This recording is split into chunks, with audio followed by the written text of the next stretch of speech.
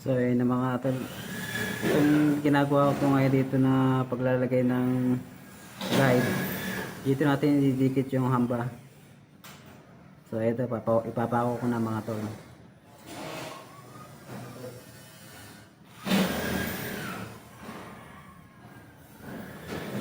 So gawin nyo lang itong ginagawa ko mga tol ah. Maglagay mo natin ng guide para sa plastering nya. Di pag natapos nyo ito ng lagyan ng ganito, itong hampa na ito mga tol,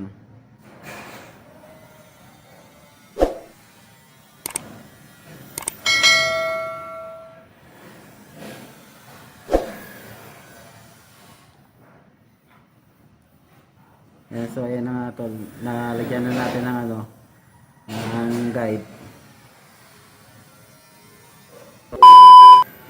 Tapos ito ang pangalawang step natin tol, susukatin na natin, huhulugan na natin. Ang gawin nyo lang tol, kumuha kayo ng hulog, huhulugan na natin siya ngayon. Yan, susukatan nyo lang dito sa taas. Kung anong sukat dito sa taas, dadalhin nyo dito sa baba mga tol. Yan. Yan. Dadalhin nyo dito kung anong sukat nyo sa taas, sa baba, ganun din. Para nasa hulog siya. So, ganyan. Gagayahin nyo lang to mga tol. So, yan. Okay na.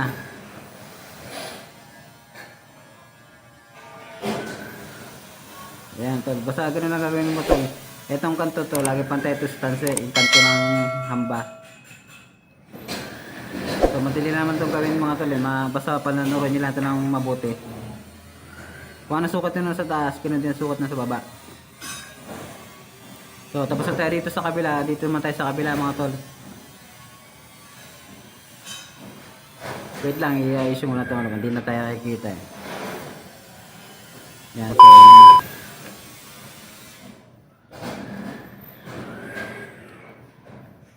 so, ganun din dito mga tol. Kung anong sukat nun sa taas, dadalhin nyo sa baba. Sukatan na natin siya ngayon.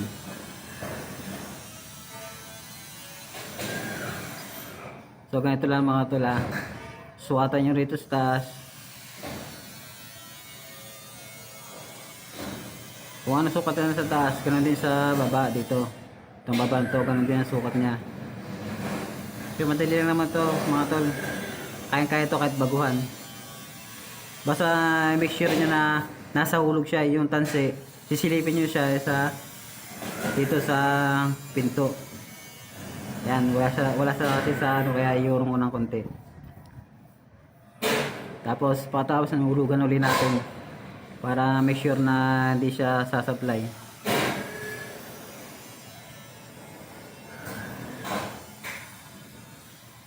So, ganun lang gawin niya mga tol ah. Hindi makakalimutan. Kung ano sukat nyo sa taas, yan din ang sukat nyo dito sa baba. Siya nga pala mga tol, kung hindi pa ka na-subscribe sa channel ko, make sure dapat naka-subscribe na kayo para update kayo sa mga video yung i-upload ko mga tol. Marami pa akong i-upload ng mga video tungkol dito sa construction tutorial. So, abang-abang lang kayo mga tol. Kung nagustuhan nyo itong video na to, paki-like na lang mga tol. At libre po rito sa video na to, pwede yung magpa-shoutout mga tol. Shoutout na kayo dito sa comment box ko para sa sunod na video ko i-shoutout ko kayo mga tol.